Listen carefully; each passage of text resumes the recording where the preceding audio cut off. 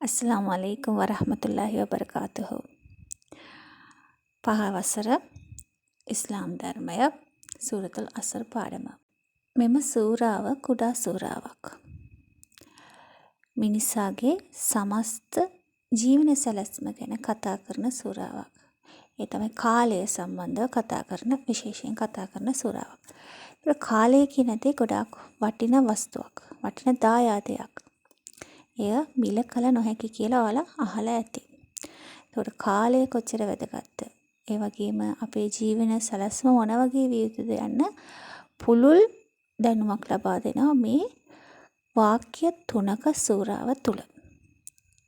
මේ සූරාව දියුරුමකින් ආරම්භ වෙනවා. අල් කුර්ආනයේ එවැනි සූරාවන්, ඒ කියන්නේ දියුරුමකින් ආරම්භ වෙන සූරාවන් 17ක් තියෙනවා. එතකොට කාලය හා සම්බන්ධ කාලය අගය කරන සූරාවක් තමයි මේ සූරතුල් අසර් කියලා හඳුන්වන සූරාව. අපි පාඩමට යමු. අල්ලාහ් අපට දායාද කළ දහම වන අල් කුර්ආනයේ මහිමය අපි ඉගෙන ගන්නවා. එහි දේශන කිහිපයක් හැදෑරීම සඳහා අපි සූරතුල් අසර් නම් පරිච්ඡේදයේ දෙස අවධානය යොමු කරනවා. මෙම සූරතුල් අසර් නම් පරිච්ඡේදය මක්කාවේ පහළ විය. ඔයාලා දන්නවා නබිතුමා මුල් කාලේ මක්කාවේ ජීවත් වුණා. ඉන්පසු මදීනාවට හිජ්රත් කරලා මදීනාවේ ජීවත් වුණා. එතකොට මක්කාවේ ඉන්න කාලේ පහළ වුණ සූරාවන්, ඒ කියන්නේ අල් කුර්ආන් වහී, ඒ සූරාවන් වල මක්කී සූරා කියලා සඳහනක් වෙනවා. ඔයාලා දැකලා ඇති.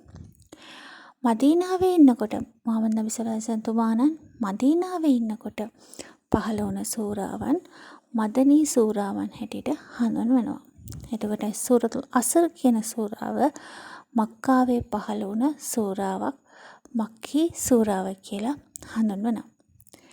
මේ සූරාව ආයත්, ඒ කියන්නේ වාක්‍ය 3කින් සමන්විත සූරාවක්. මෙහි පළමු වාක්‍යයේ සඳහන් වන අල් අසර් කියන වචනය තමයි මේ සූරාවට නම හැටියට දාලා තියෙන්නේ. අසර් කියන වචනය මෙම සූරාවේ නාමය ලෙස පවතිනවා.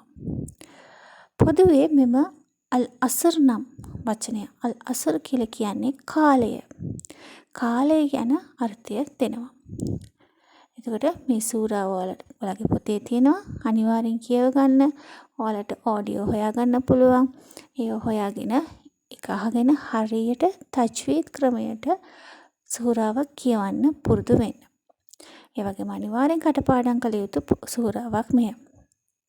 දැන් අපි බලමු මේ සූරාවෙන් කියන කරුණු මොනවද? මේ සූරාවේ අර්ථය මොකක්ද කියලා අපි බලමු.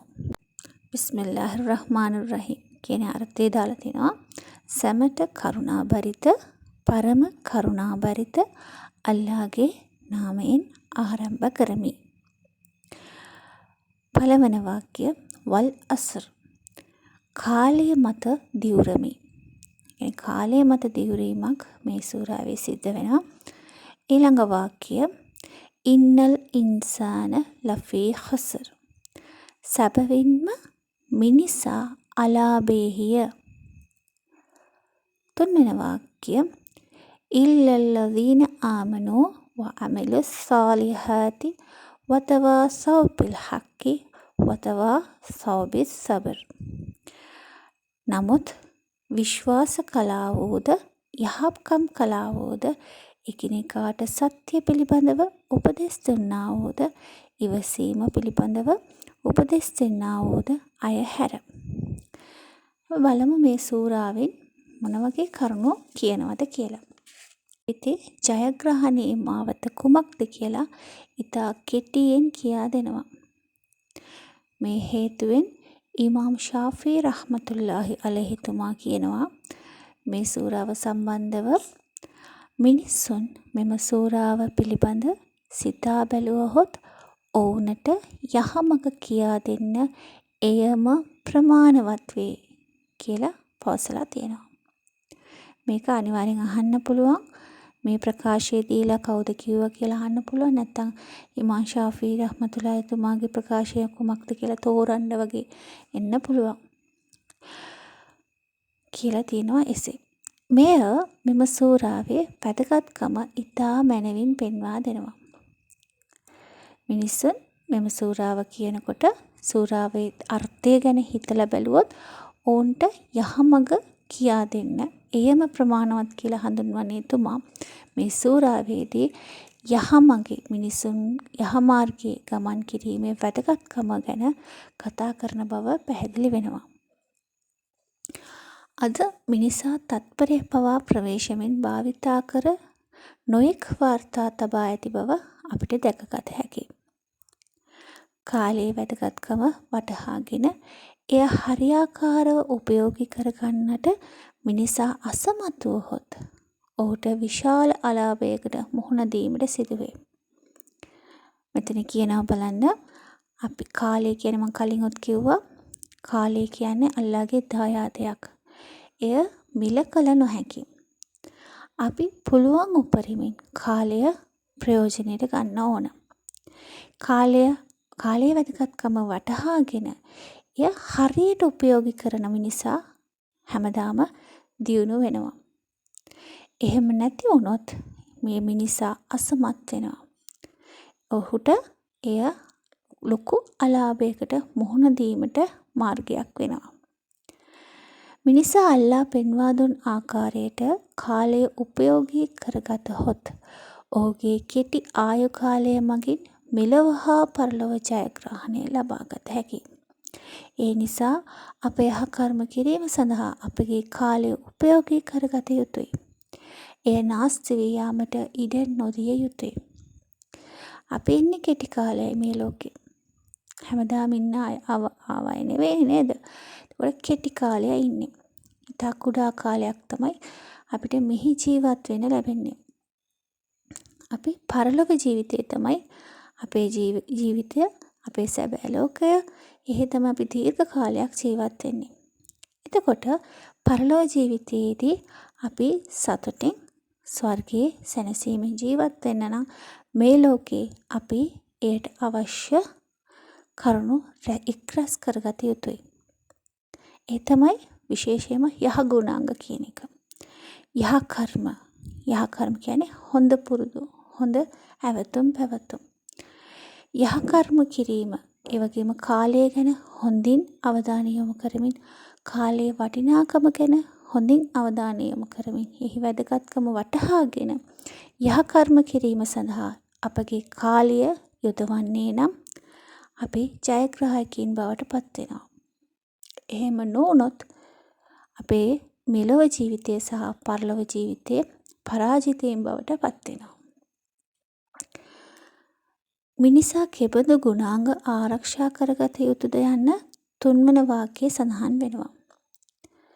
ඒවා අතරින් මුලින්ම ඊමානය සහ යහ කර්මය තිබිය යුතුයි. අපි කලින් කතා කරලා තියෙනවා. ඔයා මගේ කලින් වීඩියෝස් අහුවනම් ඔයාලට දන්නවා. ඔයාලගේ ඉස්කෝලේත් පාසලෙත් කියලා දීලා ඇති.